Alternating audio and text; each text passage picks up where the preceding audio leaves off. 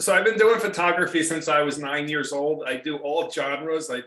The only type of photography I haven't really done is large format. I've done medium format, and I now do, I now do mainly Canon mirrorless. But I do all genres: architecture, portraits, landscape, animals, you name it. I travel a lot, do photography. And I've been judging and teaching photography now for about maybe 15 to 20 years. Since COVID, I've been judging all over the world, which is really exciting. Most of my judging was local in New Jersey, a couple of New York places, but since COVID with Zoom, I've been judging all over the country, all over the world, and it's really exciting. It's really exciting to see camera club photography because it's very similar, whether your club is in New York or New Jersey or California or Canada. Camera club photography is very similar. So, always my goal with this is hopefully no matter what level you're at, you'll pick something up from me, good or bad. Always use it as a learning experience. Winning or not winning doesn't really matter. That more or less becomes opinion. But we're also mainly judging on technical stuff because you could judge technical stuff very easily. It's very hard to judge creative things. You go from realistic to photography to really, impressionistic photography, abstract photography. And the further you get away from the technical stuff, the harder it is to judge because the more subjective it is. Either the judge likes it or the judge doesn't like it. And it's hard to say, oh, it's overexposed or it's underexposed.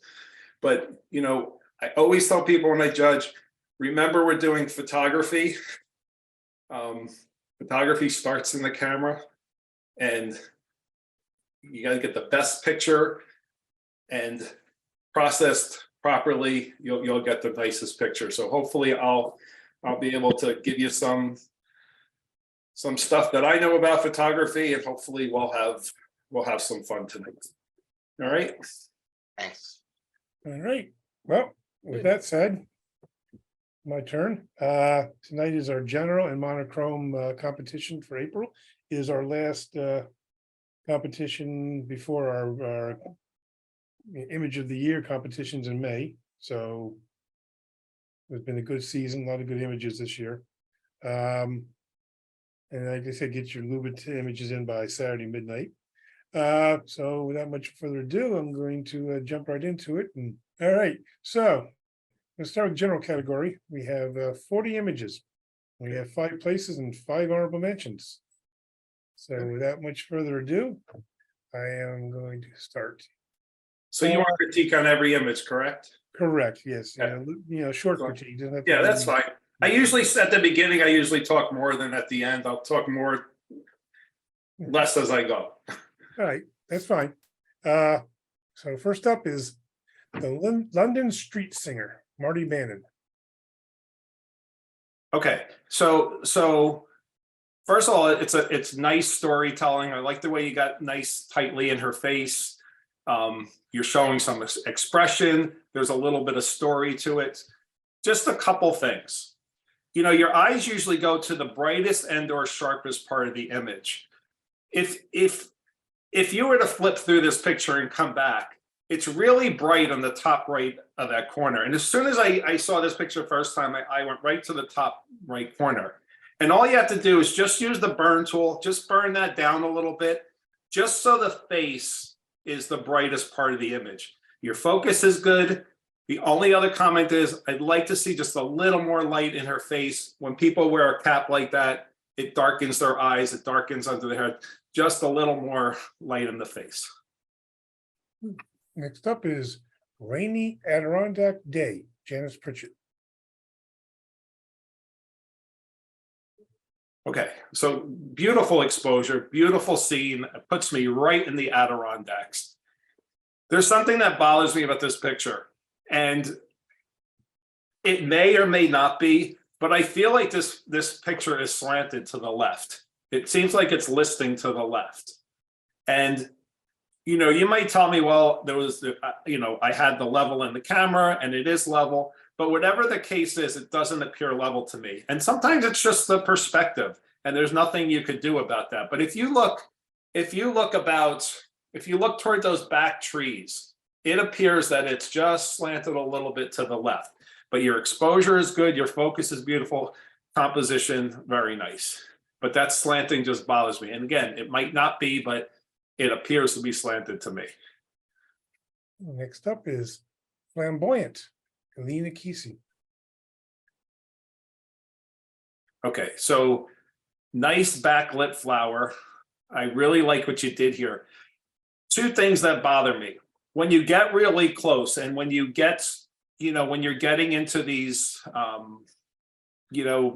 lot of people call them macro. It's not true macro, but it's close-up photography. You either have to have selective focus, meaning one spot's in focus, everything else is out of focus, or the entire thing should be in focus. What bothers me a little bit about this one, otherwise it's a beautiful picture, is that leaf in the front, in the foreground, is out of focus, right? So from that big leaf in the front all the way down, it's out of focus.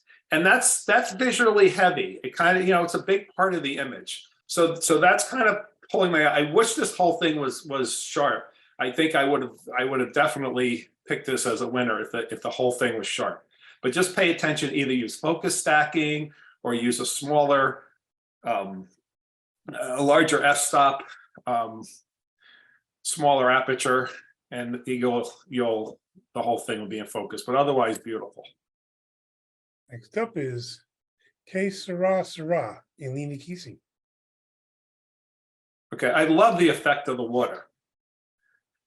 The problem is the mallard gets lost in the water, right? It's hard to really see the mallard for all the busyness in the water. Now, I'm not sure what to tell you to do, because I would have just liked to see a picture of the water without the bird in it, because the reflections and the waves in there you got are awesome. I think the duck is a distractor. I would just take a section of this out and just use the water, because that's beautiful. Okay, next up is Smooth Sailing Ahead, Phil Olivo. Okay, so you certainly saw something interesting, and I think you got a nice shot of it. But what I wonder about in this is, I think you might have wanted to be a little bit tighter. Okay, I think a lot of the things in the background are a little bit distracting. This little boat on the left with the orange lifesaver thing and the white motor, just a little bit distracting to me. This board on the right, kind of on the right middle part of it, it's kind of bright and it's kind of distracting. I would focus in much closer, and then I think you got a really beautiful part. Remember, everything in the picture needs to add to the picture. Does all that stuff really add to it? Maybe a little bit of water, but do you really need anything else? I don't think it adds to it. That's okay. Sorry about that. That's okay. I'm almost done. Little cardinal, little bird. Hold on a second. Hold on. Gotta get off and fix that. Clicked on the wrong thing. Alrighty.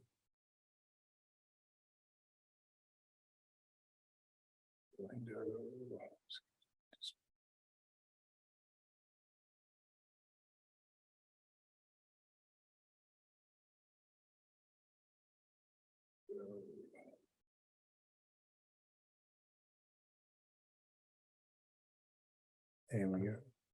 And is it?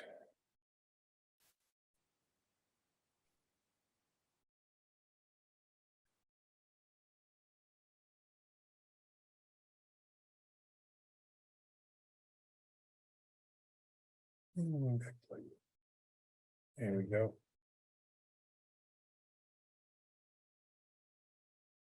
Okay, so that basically just get it a little tighter. All right. It's really cool though.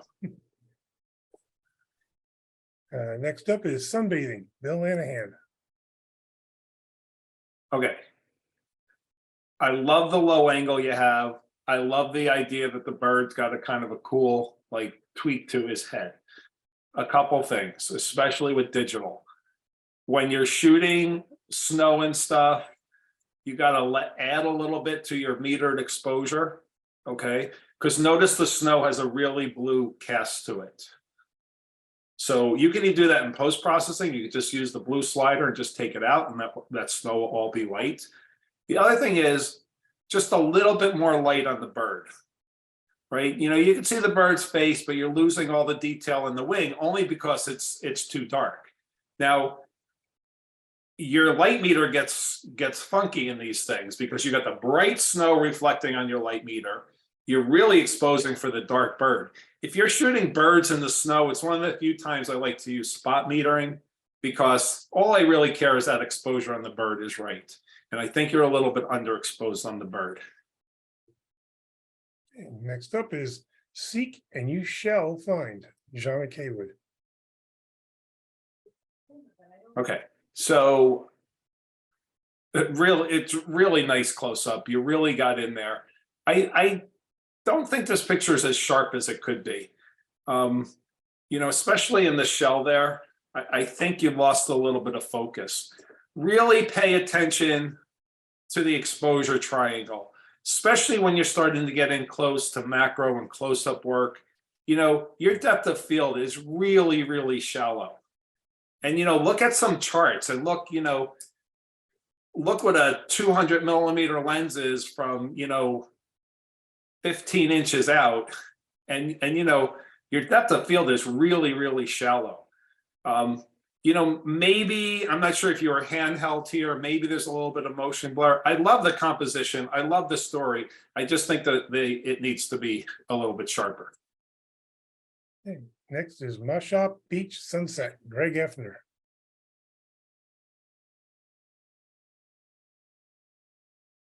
Okay, so you certainly caught a nice scene here. What I wonder about this picture is, do you need everything? Do you need everything in this picture that's in it? If you crop this a little tighter, if you just look at above the sun there, do you really need that sky? Is it really adding to the picture? If you cropped a little bit off the top, if you cropped a lot off the left, I think it's a stronger picture. So I think there's a lot in here that you don't really need. When you look into that viewfinder, look everywhere, say, do I need everything in this picture? And, you know, a beautiful picture to hang on your wall, but think a little bit to the next level if it's going to get judged by somebody. Because when somebody's judging it, it's like, you know, what's the first things that hit me about this picture? And again, the first thing that hit me about this picture is the sky. I don't think you need as much. And really, do you need as much to tell the same story? Would the story change if you crop this thing tighter? I don't think it would. Next up is Latin Fest, Rich Schreibstein. Okay, so really good story. Your light's horrible here, but listen, there's nothing you're going to do about that. It's the time of day, and that's when you took the picture. You know, if you notice wedding photographers always use flash, and they always use flash as their main light because it'll get rid of shadows on the people. What bothers me, not so much the shadows in the background, but the shadows on the faces, because you're kind of losing the faces in there. I'm a little bothered by the girl in the back. The girl on the right's okay. Everybody's kind of paying attention to one thing. The girl on the left is in the back there on the left. She's a little distracting because she's kind of looking at something else. So like it keeps taking my eye away from the main focus of the story, which is the mom and the little girl, and even the little girl over here kind of watching what's going on. Next up is After the Storm, Sean Sullivan. I love the feel of this one. It's sort of like it's sort of a high key kind of picture, and I think that you did a nice job with that. I kind of think I would have rather see just focusing on the tree. Again, if you cut this picture in half and just looked at the right side of it, I think it would have the same feel. I think the stuff on the left is distracting to me. I think I would have just focused on the picture, but your exposure is dead on. I really like the feel of it. You know, overall, it's got a great feel. I just think for competition, I probably would have just focused on the tree. Next up is Through the Window, Claudia Jakubowski. Okay, I went back and forth on this, and I really like this. I wish there was just a little bit more light on the inside. I really like the story it tells. I'm not sure if you used I'm not sure if you used some sort of a post-processing filter or something on this, or a texture maybe on the window in post-processing. I just would have liked to see a little bit more of the outside. I think if I could see a little more on the outside, because a lot of that in the window is just negative space. I would like to see just a little bit more in there. Next up is Sunset Mirror, Sally Wilsey. Okay, well, you certainly got a cool sky. And you know, I love the way. So you should put this picture in a portrait. Like, think about if this was portrait that was going up. It would really be abstract. People would be like, what the heck is that? But you know, you got a perfect reflection. So again, I love the sky. I love the effect. I love the whole feel of this picture. I would have liked to see the trees less silhouetted. I would have liked to see just a little bit more detail in the trees. I either like completely silhouetted or show detail, you know. So I think if you could pull the shadows out of those trees with this outrageous reflection and outrageous sky, I think this would be a beautiful picture. It is a beautiful picture, but I just think for competition, I'd like to see those shadows a little more.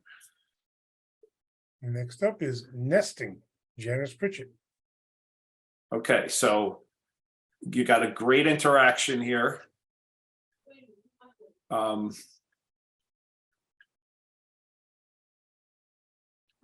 The issue I have with this picture is I think those birds are soft a little bit. And I don't know if it's a big crop, or I don't know if you're focused more on the tree than on the bird. You know, you got to nail these suckers. You got to get that focus point right on these birds' eyes. You know, in nature competitions, if those eyes aren't jumping off the page at you, you're going to get a bad score. I love the interaction. I think your exposure is pretty good. I think I see a bobcat in the back. Maybe not. The exposure is good. I just think the heads of the birds need to be just a little sharper. Next up is Dagonock Fall, Neil Shapiro. So I was just here on my way back from Niagara Falls. So this is an absolutely gorgeous picture. I love the exposure. I love the processing on it. I think, you know, I think everybody will agree with me. This picture came up, it just jumps off the page at you. My only issue with this picture is I think the contrast and the saturation is just pushed a little bit too much. It reminds me a little bit of the old HDR days. And, you know, this is a taste thing. Some people really like to push the contrast and push the saturation, and that's perfectly fine. I tend to back off on a little bit. I love the effect on whatever shutter speed you use was perfect. A lot of times you use a longer shutter speed and then the leaves blow, they're blurry. You are sharp throughout. Just for me, there's just a little too much saturation, a little too much contrast. Otherwise, gorgeous. Next up is Morning Light, Sally Wilson. Okay, you know, anytime you have some fog and like this, you get a very ethereal feel to it, and I think you did a nice job on that. Again, I go back to, I think your horizon is crooked on this one, right? So look at the far shoreline. I think it's tilting down to the left. And again, for competition, every little thing counts. You want to make sure that that's straight. Beautiful feel to that picture, though. Next is Milky Way Through Pines, Linda Tomasulo. Okay. Well, you certainly caught something pretty cool here. I'm wondering how I'm wondering how you lit the trees. The trees look pretty lit for, to get the Milky Way, it's got to be pretty dark out. I don't know if you're lighting it artificially. It doesn't really matter. But the balance between the light of the trees and the Milky Way doesn't feel right. Maybe it's a composite. I don't know. If I don't know, I don't guess. But the balance between the trees and the sky don't make sense to me. The other thing is, just notice that top. Always go around the edges. The top right. Does that tree sticking in there really need to be there? You could very easily take that out. And I think this picture would be strong. Next up is Old Tin, Trisha Garrett.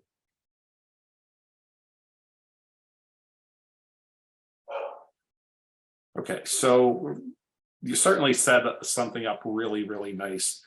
And this is just a recommendation.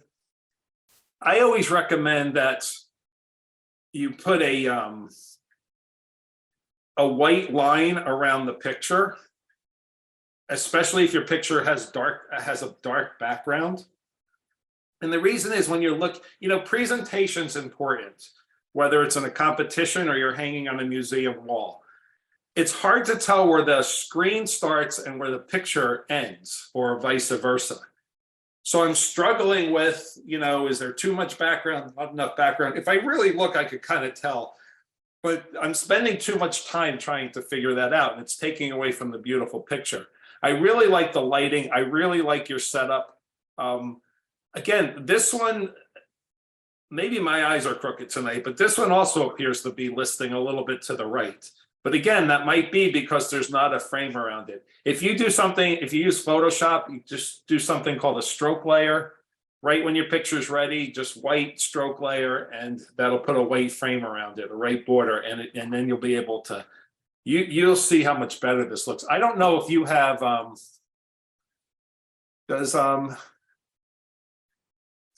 do I have the ability to annotate? I don't know. Can you see my screen, what I just did? No. No, only I could Oh, see. there you Okay. go. Yep, we saw it. So so you see the box around it, Yes. right? I mean, I would do it white in this picture, but you see how it just defines the picture and it doesn't get lost in the screen. I think that with these pictures like this, you really want to try to do that for club type things. Next up is Row Houses, Dan Steen. Okay, so I'm going to mention this more when we talk about black and white picture, when we talk about the black and white ones. This picture appears really flat to me. It's a gorgeous building, but it appears really flat to me. It is really important, and I'm not going to tell you how to do it. Just Google it if you don't know how to do it. It's really important when you take your pictures out of the camera to set your black and white points. And what setting your black and white points do is, mathematically, they're going to give your pictures the best contrast. Now, artistically, you might want to change that. But what I feel here is the picture's too flat. There's not enough contrast. If you set those black and white points, man, I think this thing would pop off the page. And I think the colors would really come out. I think more of the sky would come out. And I think it would be a lot stronger of an image. Next up is Callanish Stone Lewis, Dow Smith.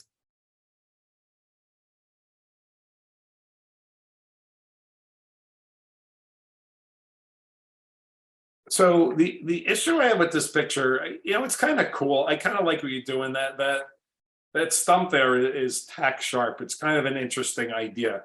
I think you have a green color cast to this, and it's always hard to tell on Zoom color cast, but I looked at this before on my computer and I saw it too. Just back off on your greens, maybe a yellows a little bit. And I think the colors will look a little more natural. Next up is Cracked, Patricia Garrett. Okay, again, what I say the stroke line, I think it would make this a lot stronger. I think that so the eggshell on the right is tack sharp, but you're losing focus rapidly. And I think a picture like this, I'd rather see the whole thing sharp. And again, work on your exposure triangle, what aperture should I use? Should I focus stack? If I'm too close, you could focus stack. There's lots of ways to get sharp from front to back. I'm not totally bothered by the eggs in the back not being sharp. But this isn't sharp, and this egg in the front is not sharp. I think your focus is on this right thing. I think if this egg, the yolk of the egg was sharp, then I think it would have been more convincing as to a selective focus. Next up is Lilac Buds, Donna Funk. Okay, so you saw something really cool. Again, I don't think it's as sharp as it could be. Always pay attention to your backgrounds. If you notice this bright line kind of diagonally going through the background, that's really distracting. Make sure your focus is dead on. Make sure that focus point is dead on the thing that you want to be in the sharpest, and make sure your main subject is fully in focus. I think you lost a lot of focus, and then you combine that bright spot in the background. I think it's a little distracting. You certainly saw something cool though. I like the diagonal placement of it. Next up is Mountains of North Harris, Dow Smith.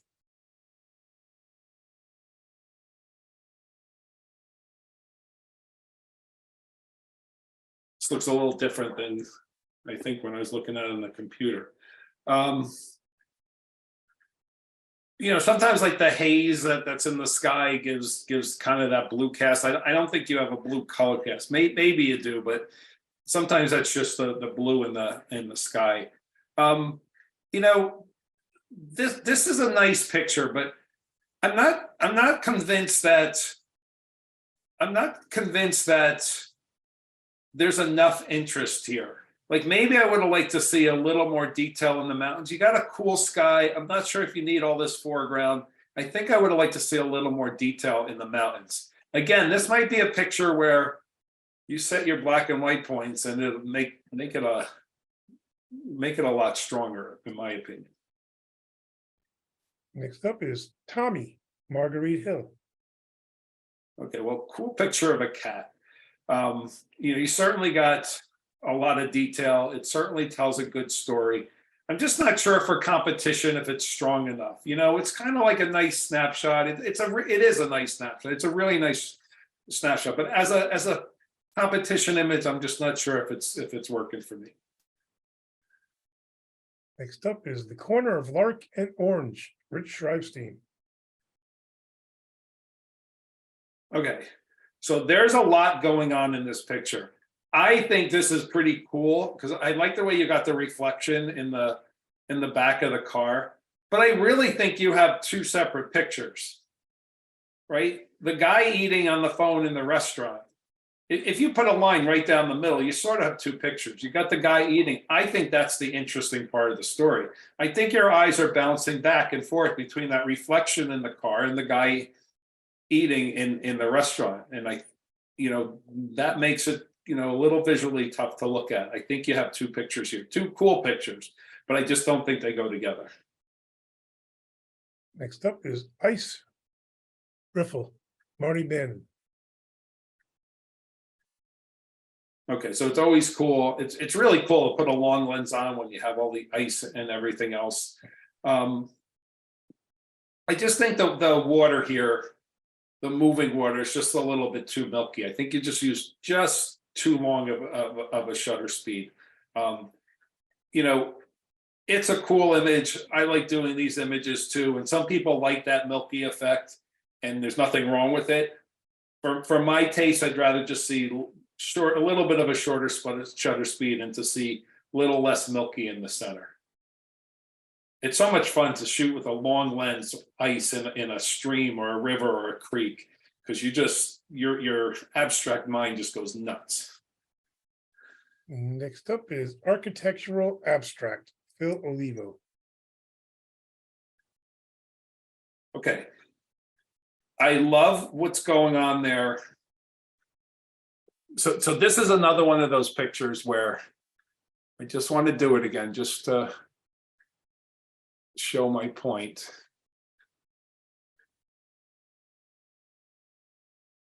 I just think if this picture had a stroke line around it, and I'm probably not exactly on it, I think it would be a lot stronger.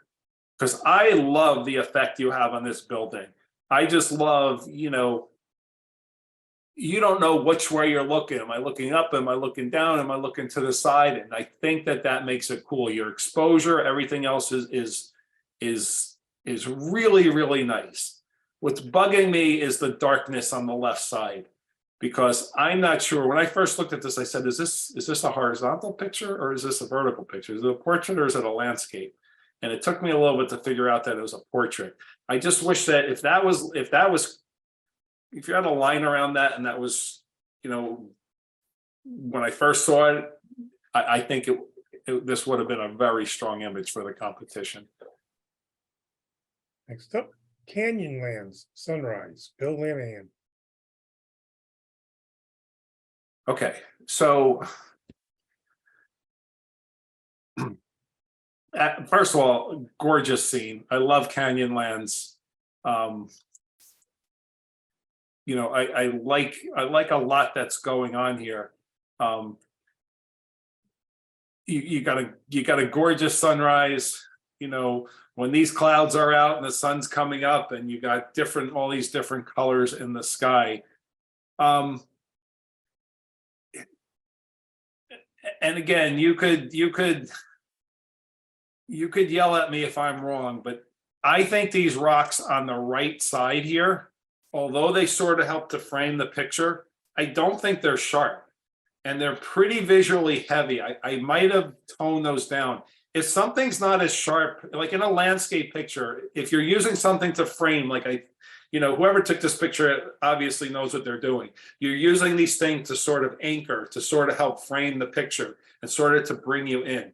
The problem is, compared to the rest of the picture, this rock on the bottom right, it's really bright, and I'm not sure it's as sharp as it could be. If that's the case, just burn it down a little bit, so the tonal range is the same as the rest of the landscape, so your eye doesn't get stuck there.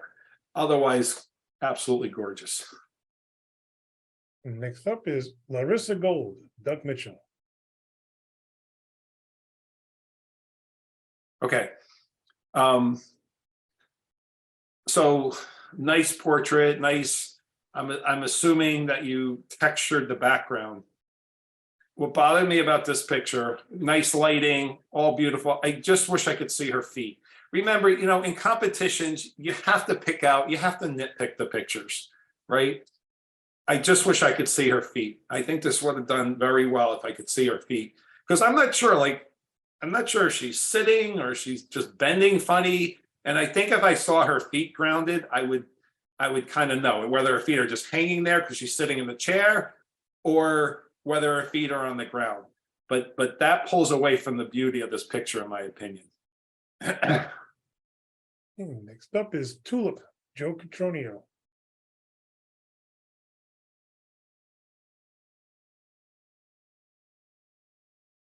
Okay, so I think you went selective focus here, and the center of that flower is tack sharp. The back of the flower, and again, you probably did this purposely, is not in focus. But if it's not in focus, just tone it down a little bit. It's a little bit bright, and it pulls my eye away from the beautiful sharp center. And just be careful. If you look around the background, your picture is doing something called posterizing, where where the colors are breaking up. I don't know, I could especially see it on the left side of the flower.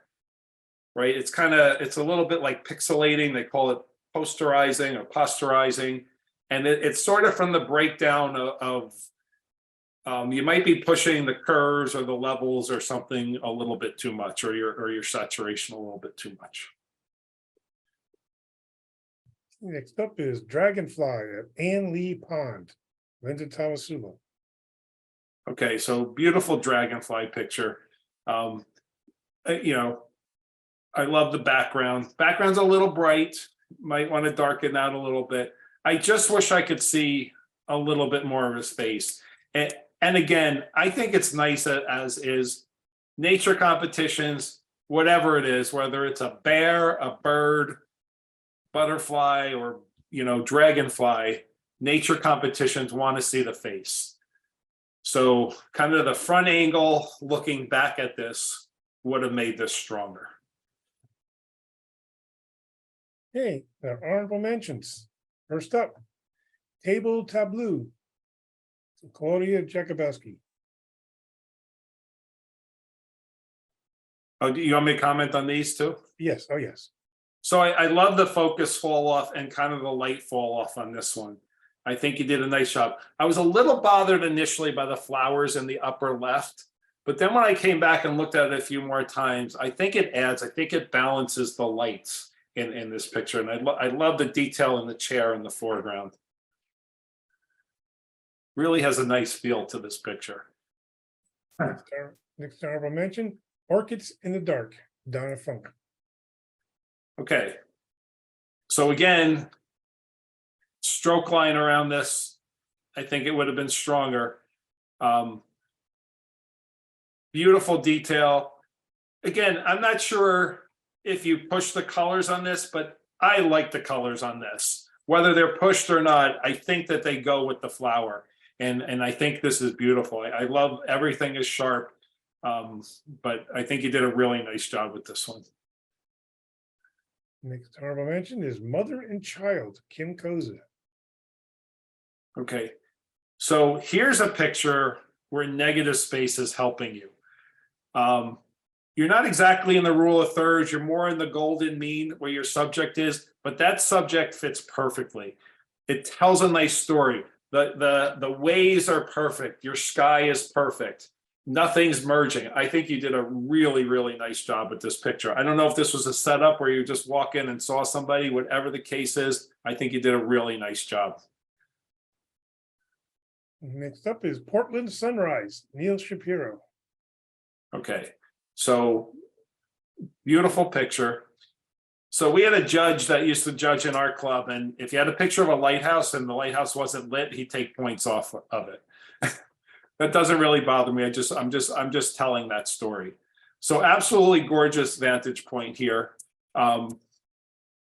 Good exposure. So notice, just kind of look at the composition here. I love the way it kind of sweeps from the right side to the left, and then it's balanced by the sunset or sunrise. This is oh yeah, it is sunrise. Just say it up there. It's balanced by the sunrise. You have the perfect triangle. You have the sun, you have the lighthouse, and you have these rocks on the right side.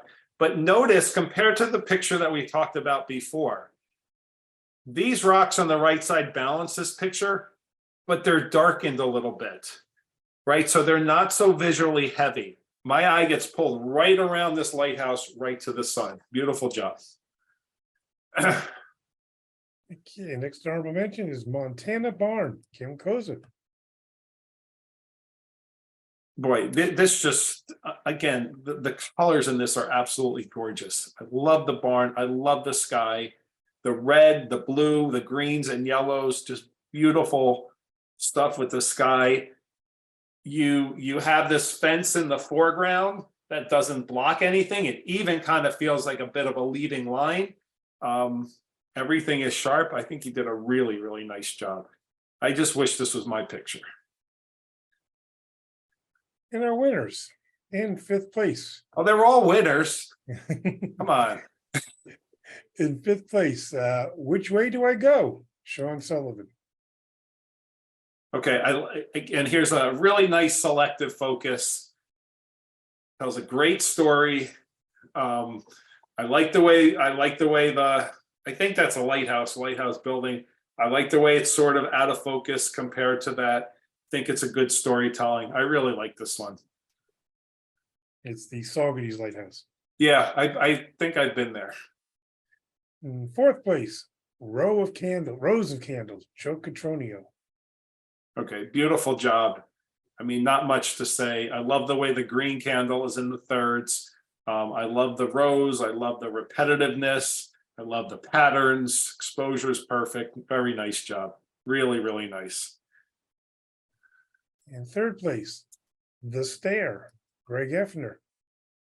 Okay. You know, you don't always do difficulty of capture in competitions, but you know, you don't see these all the time. But the detail is just, the detail in the owl is ridiculous. You really did a nice job with the detail in the owl, and you just get pulled right to this guy's eyes. Everything else is subdued properly. I think you did a nice job. Second place, Charles Needle Inspiration, Jana Kaywood. Okay, so nice intentional camera movement. You know, people do these pictures and they move the camera and it looks cool and they post it and they think it's the greatest thing in the world. Remember, we're doing photography and it still has to abide by photography rules. So you have beautiful colors, your underlying exposure is good, your underlying composition is good. You know, I love that, just the trees on the left and how the yellow flowers kind of come from the right side and pull you to those trees. And then it pulls you up to the right side to where that purple kind of color is going off to the top right. This is really nice. And, you know, again, the more abstract you get, the tougher it gets to judge. I try to always look at the underlying picture. This one had a good feel from the second I saw it. Nicely done. And our first place winner, The Lost Train, Doug Mitchell. Great colors, great feel, great processing. Love the composition. I don't have to say anything about this. This picture completely speaks for itself. Very nice. Okay, well, congratulations, everybody. All these were great images. Very nice, guys. Yep. So now we're going to move on to our monochrome category. And that we're going to have 40 images. Okay. Again, 5 places, 5 honorable mentions.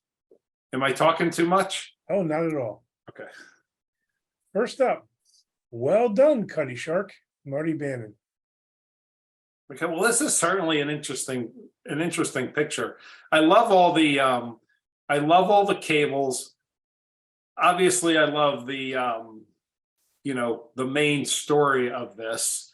I just think the background's a little bit too bright, and I think that pulls from it. It is critical in black and white pictures that your tones are all correct.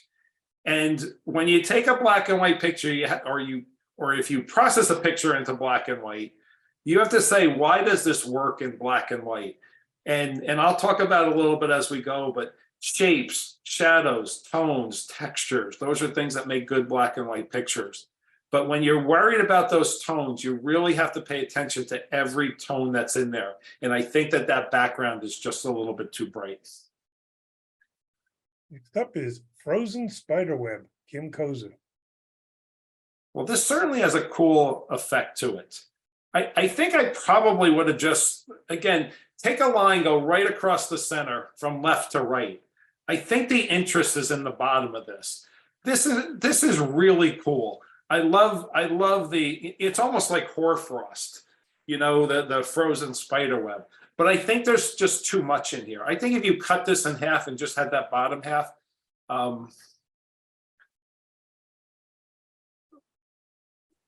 sort of like that, I think it would have been a lot stronger. Very, very nicely done, though. Okay. Next up is St. Magnus Kirkwall Orkney, Dow Smith. So good selection for black and white, right? You have shapes, you have textures, you have tones. I think you did a nice job as far as the tones go. I would have liked to see this door on the left a little straighter. If you use Photoshop, I'm not sure if you could do it in Lightroom. I mean, you could do it in Lightroom, but it's you do it differently. There's something called a perspective crop where you could straighten that door right out, right? And I think if that door wasn't leaning so much, I think it would be stronger. Next up is Texan Church, Jana Kaywood. Okay, so another kind of high key image. So, I went back and forth on this image as to, is it just kind of a snowy, foggy day, or you're trying to present a high contrast image, or did you not just set the contrast right? I don't think that that's the case. I like the picture, but again, I think there's a lot of negative space in there. And that negative space is bright. And that bright negative space in the sky is just pulling away from the beauty you have in the trees. I don't have an answer for you because, the only way to get less sky in there is to crop this thing tighter, but you have that tall steeple, so you're going to get some brightness in the sky. But maybe I'd push the contrast a little more, even if it was sort of a foggy morning. I still might push the contrast to get that church and those trees just popping out just a little bit more. Next up is Icescape, Sally Wilsey. So always fun to shoot close-up ice. You could do it in puddles. You could do it at the edge of streams. Again, this is pretty cool. I just wonder if you really need everything that's on the top. I think your picture is right there. And I think a lot of this stuff up here, I don't think it's needed. When you look in that viewfinder, or when you're looking on your screen in Lightroom, just ask yourself, if you're going to put something in a competition, is everything that's on my screen, is it necessary? If I cut something out, would it change the story? Because for competitions, when the judge has 15 seconds or whatever to look at these pictures, you want to make sure it just gets right to the point and just tells the story really quick. Next up is Chickadee, Claudia Jakubowski. Okay. So I'm not so sure that this is a good picture for a black and white conversion. All right. So always think about this. What would this picture look like in color?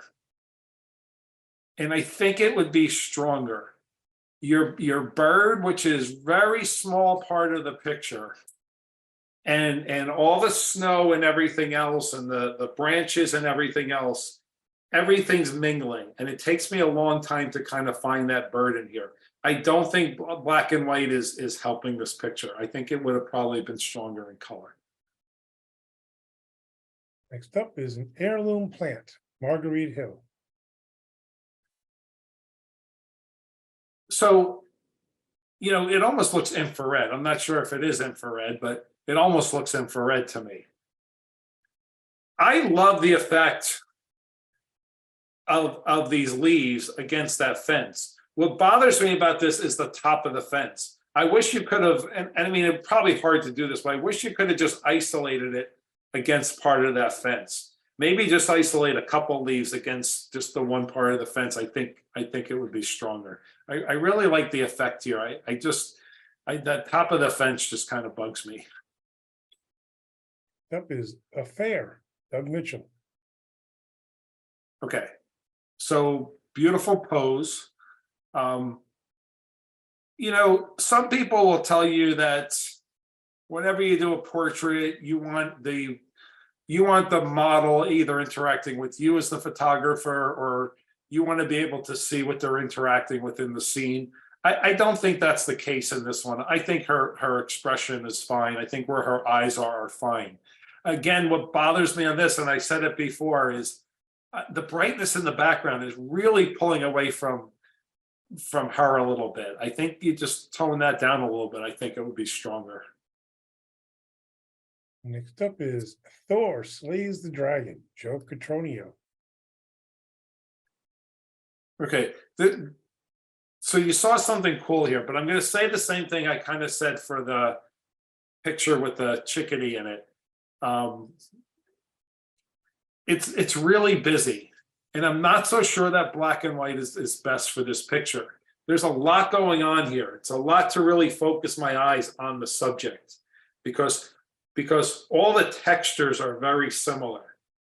And I think you have to figure out some way to pull that statue out from the background a little bit better. Is Misty Coast, Bill Lanahan.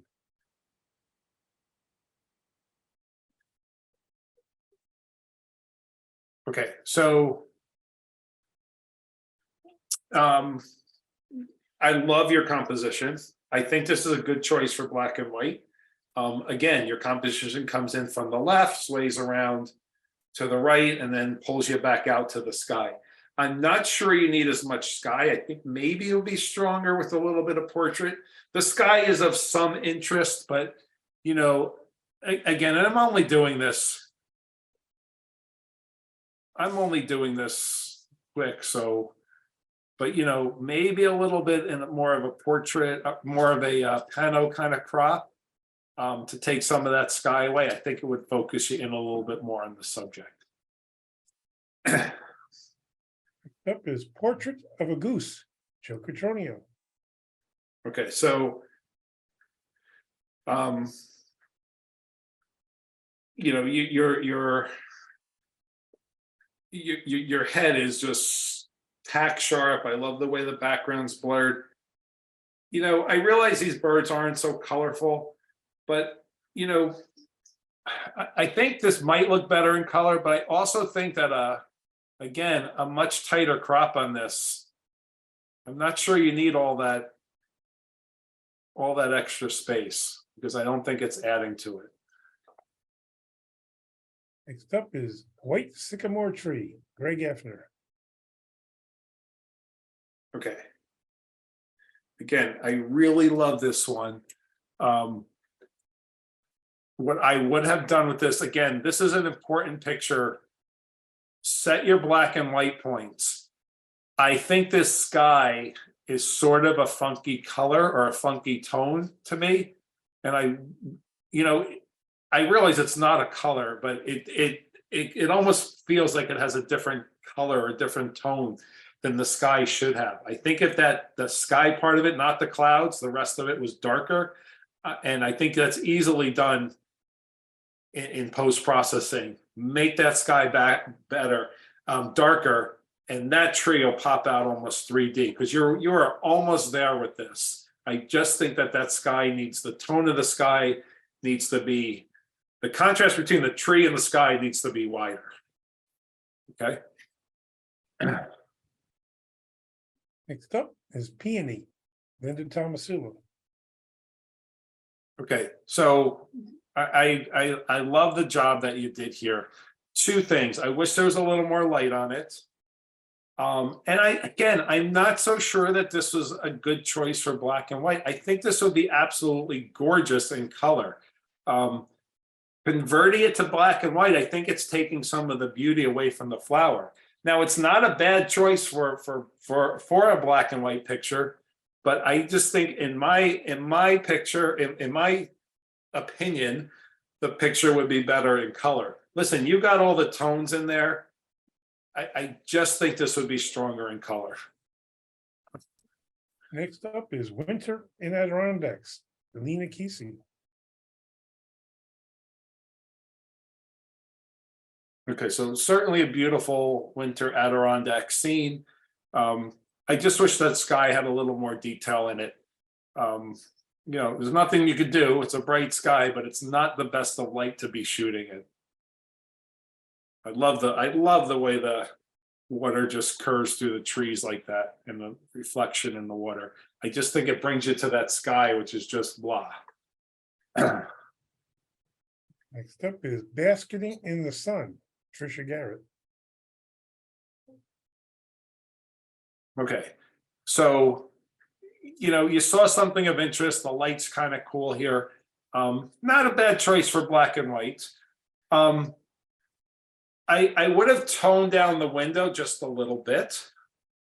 Okay, and the other thing is the window, if you look at this, the right edge of this picture, right? You sort of have to make something straight in the picture.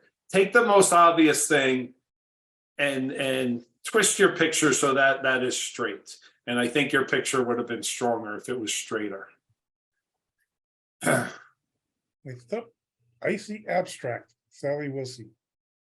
Okay, another really cool abstract. I don't have much to say about this. I think it's pretty cool. You know, look at the detail. There's a lot of stuff going on there. I think it's a good choice for a black and white picture. Next up is Dog Day Afternoon, Rich Schreibstein.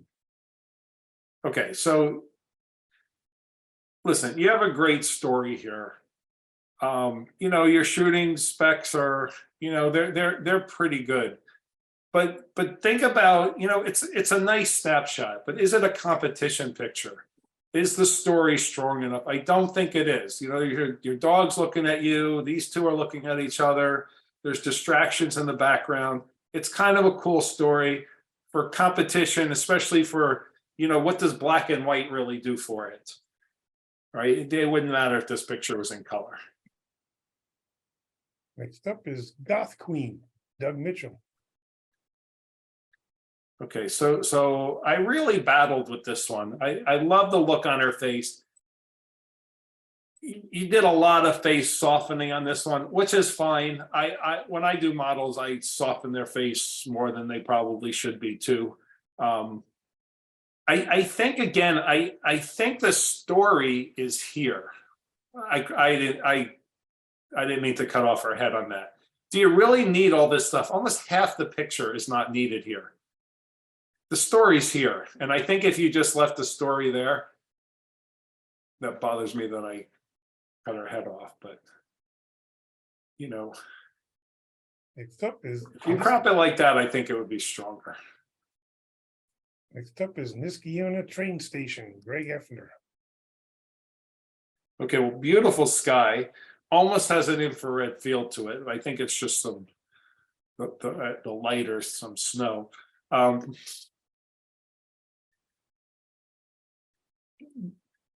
I think again, I think just getting in a little tighter here to just bring the station, the cool sky, and maybe this tree in, I think it would be stronger. I think there's a lot of stuff in here that you don't really need.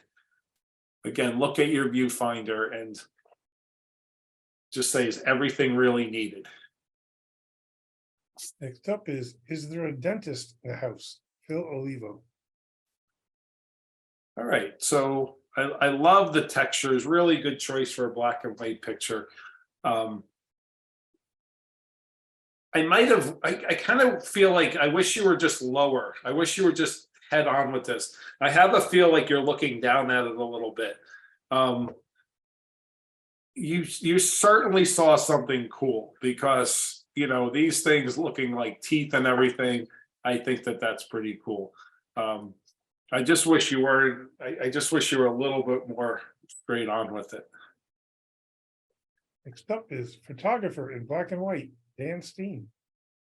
Okay, so this is a really good,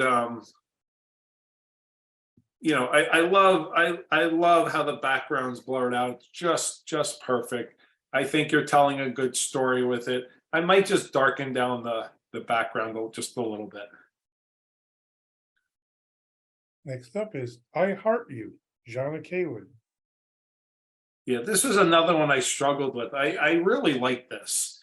I'm trying to figure out what exactly was done. But you know, I love the candle. I love the good choice for black and white. Maybe it would have cropped it a little tighter. You know, I feel like I keep saying tonight I would crop things tighter. I'm not always one to crop tight myself, but you know, just sometimes for these competitions, I feel like cropping tighter would help. Next up is Barn Door Handle, Donna Funk. Okay, good choice for black and white. I just think your light isn't, you know, your light's pretty harsh and your shadows are pretty harsh. And you got top left is really bright, middle bottom right is really, really dark. And I think that's hurting you. But boy, this is a great choice for a black and white picture. You've got those textures in there. This would just jump out of the page if the light was just a little bit better. Okay. Next up is Honey, I'm Home, Janice Pritchett. Okay, so you got a high key picture here. Again, I think your background's just a little bit too bright. Maybe crop these a little bit tighter. I think your eyes are sharp. You got two eyes that look sharp. The birds are sharp. I just think that background is just a little bit too bright. Not sure if a picture like this is a good choice for black and white. It's a beautiful picture. For competition black and white, I'm not sure that it's the right kind of thing. Next up is Urban Camouflage, Rich Schreibstein. All right, so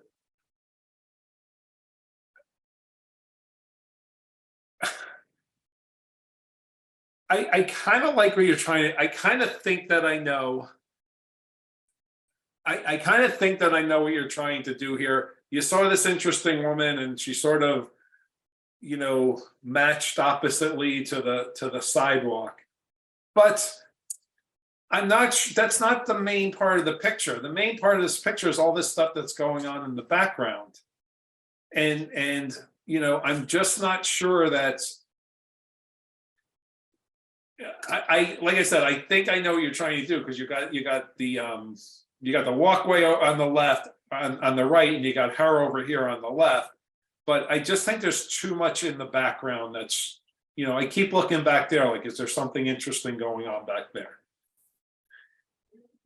Next up is Mohawk Mountain House, Linda Tomasulo.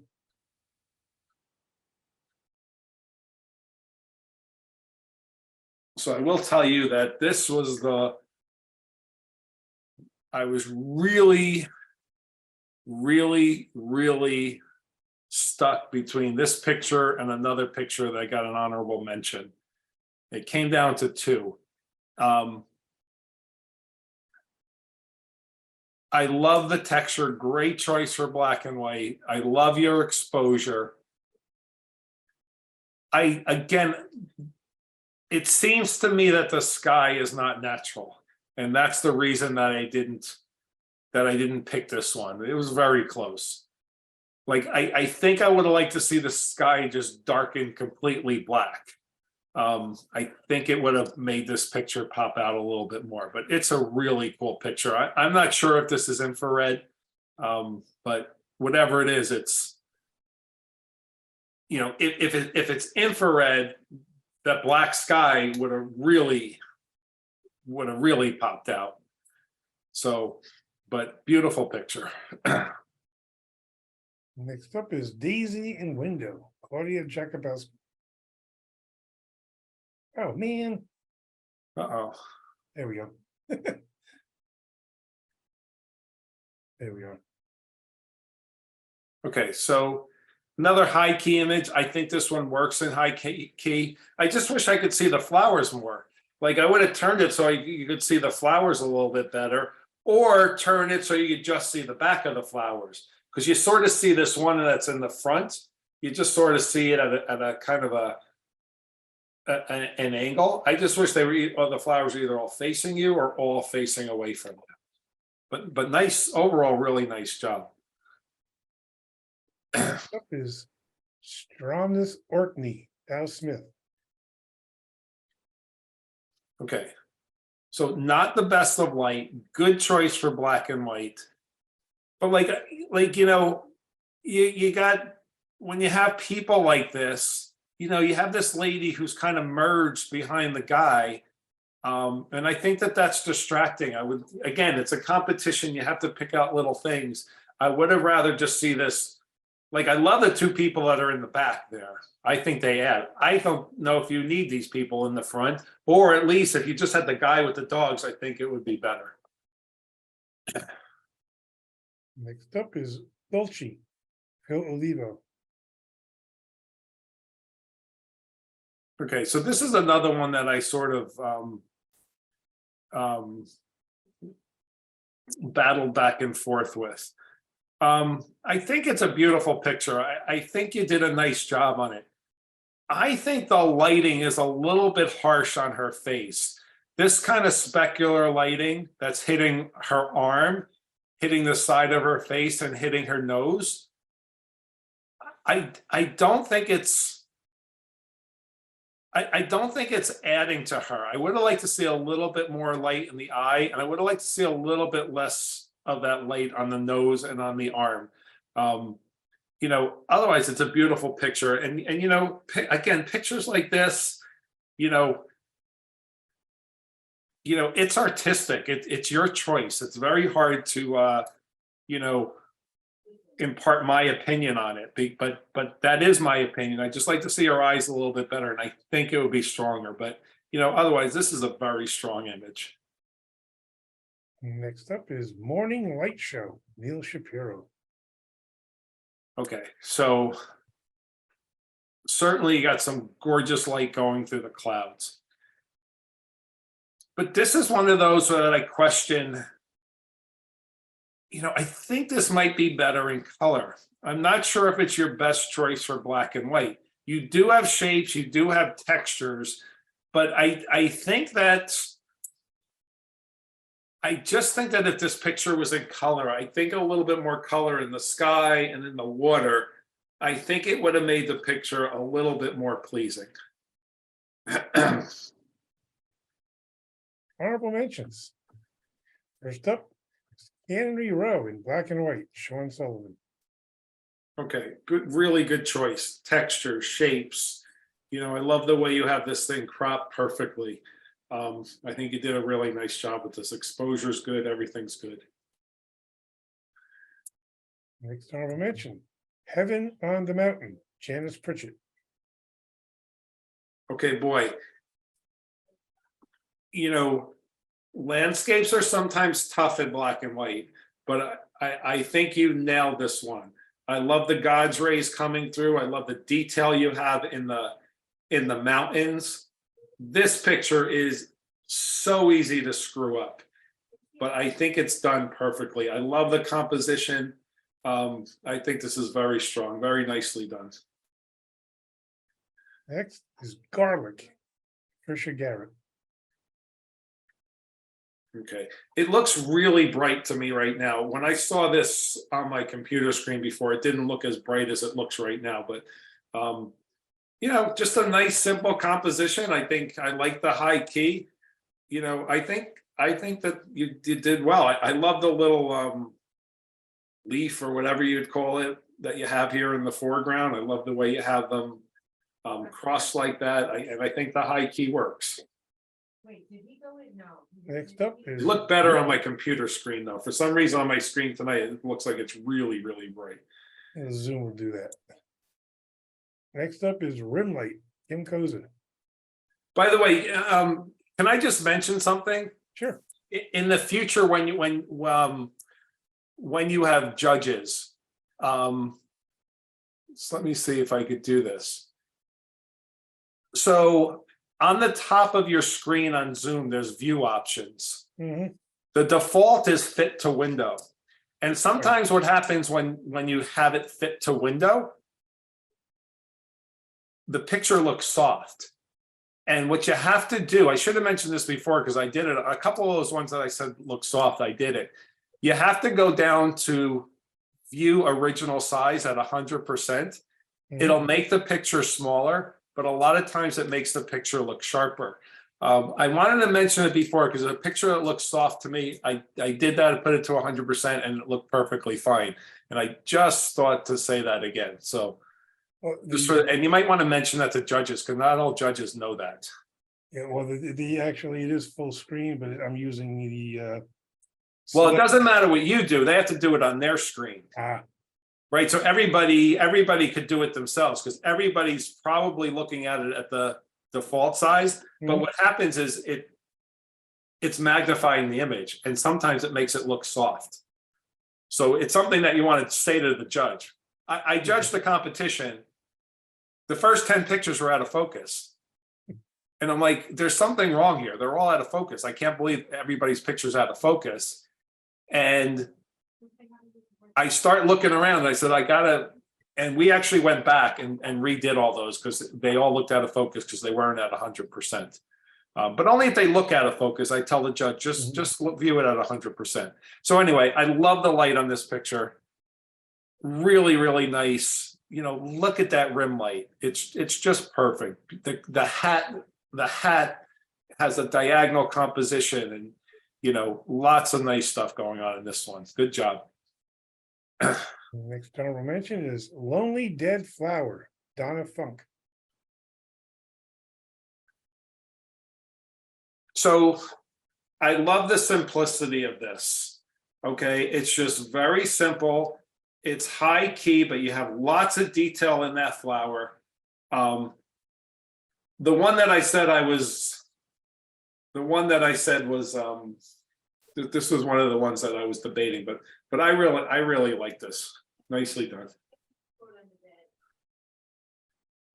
And our winners. In fifth place, Needs Work, Bill Lanahan. Again, great choice for black and white picture.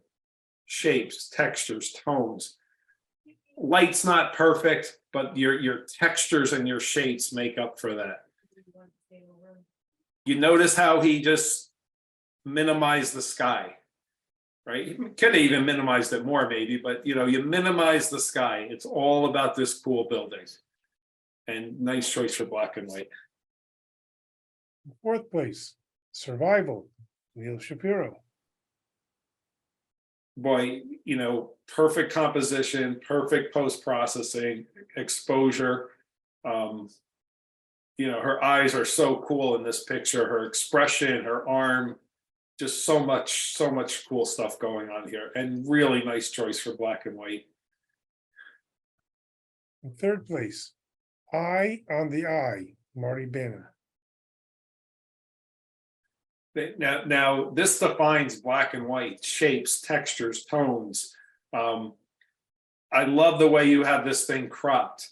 It just adds to the story because I know it's a round wheel, but you know, it's so cool. It's even sometimes with this picture, the first time I looked at it, I for a second there, I thought it might have been like a small thing. And I'm like, no, this is a giant Ferris wheel.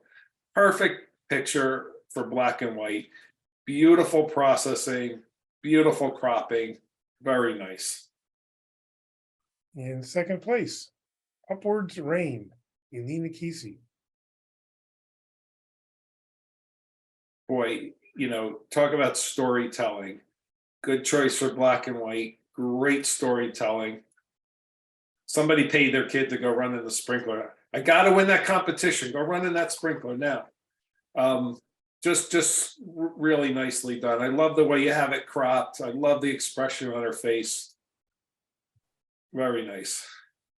And in first place, Farmhouse, Sean Sullivan. All right, so what to say about this? Great composition. Look at that exposure, look at that processing. The outside is seen perfectly. Maybe HDR, maybe, you know, image blending, whatever, I don't care. It's pretty darn perfect to me. I'm not sure. Well, I wouldn't change one thing about it. Very nice. Thank you. And that's it for tonight, guys. Thank you, Nick. Very good commentary. Much appreciated. Great job, everybody. Beautiful pictures Great across the images. board. I don't want to see what you're saying in the chat. I hope you're not making fun of me. No. Thank you, Nick. Does anybody have any questions? No, nice comments, Nick. Thank you. Nick, yeah, what do you mean by the black and white points? Is that a post-production? Is that in the Yes, in yeah, the raw so- filter? So there's lots of different ways to do that. You could do it in Camera Raw, you could do it in Lightroom with your light and dark sliders, or you could do it with curves, or you could do it in levels in Lightroom or in Photoshop. And basically what you're doing is you're pulling the right, there's little triangles under the curves layer, you're pulling the right in and the left in. And what it's doing is it's mathematically setting your contrast perfectly. Right. These are, Now, is that's this, not to say that you have to keep it at that, but at least you're you're at a good starting point. And then, yeah, you want to show it? Sure. okay, The best way to do it is in develop module Yep, is yep, go down to your whites and blacks. yep, and hold down Hold the, down the option key. And then turn and push on it, and you'll see the little white. The more you go as one soon way. as some white starts coming in, that's where you know, Right. that's and you one do the s- point. And you do the same for the black. As as soon as soon some as the black black- comes in, right? There and you so go. the Black comes in and Yeah. there you go. Now, again, mathematically, you're starting with the perfect contrast. Not to say you're gonna change that. You might want to change it artistically. But especially for black and white pictures, it gives you a really good starting point. Or if your picture if you're looking at the picture and it looks kind of flat to you, like that one picture of the row houses. Again, it may have been the light, I don't know. But man, I bet you set the black and white point in it, it's gonna just pop the heck out of that picture. I think on this one, a little dehaze would have helped. here's a question, the row houses, that was a color picture, if I recall. Yeah, it works on color pictures too. Would- Yeah, you would should that do it on also- all your pictures. It's the first thing I do, is set my black and white point. Would that have been good for him to also bump up the saturation a bit? Well, you have to see where, you'd have to see where that started at, when you set the black and white point. Mhm. Set the black and white point, that might pull the saturation out more. Okay. Probably set the black and white point, put a little bit of an S curve on there.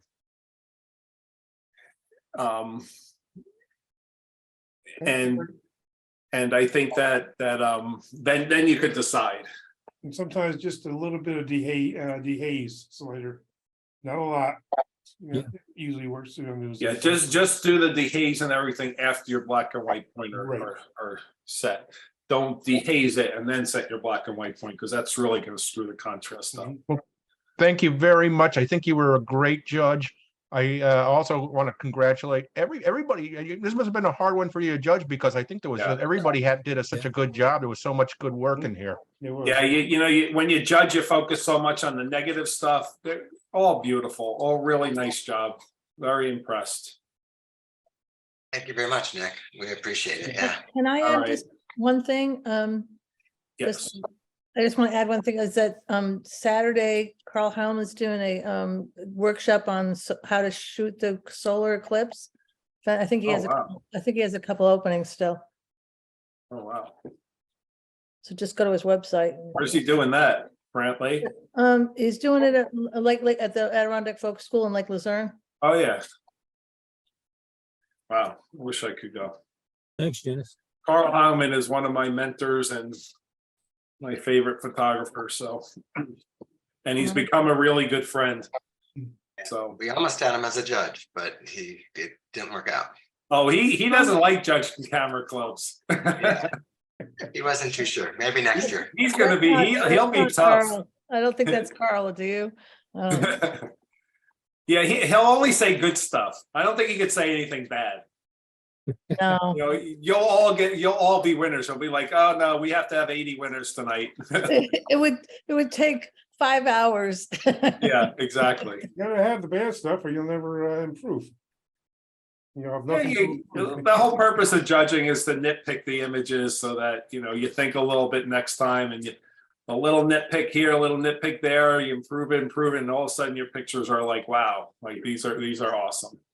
Yeah, but Nick, your criticism is, spot on. I mean, not all judges are equal, let's just say. Thank you. A lot of Thank you. good constructive comments. Thank you, Nick. All right, if you want any programs, I have about 15 different programs. I'd gladly do a program for you guys. Sure. Yeah. Right? We'll get, Sounds good. I think Linda will take care of Maybe. that. I'd love to come up and shoot with you guys. One of these days, I'm gonna come up there, Janice, and shoot with You you. better. I'm gonna try. Well, if we can. All right. Good night, everybody. All Thank right. you. Talk to Bye. everybody, see everybody next Good week. night. All right, Bye. bye. Thank you.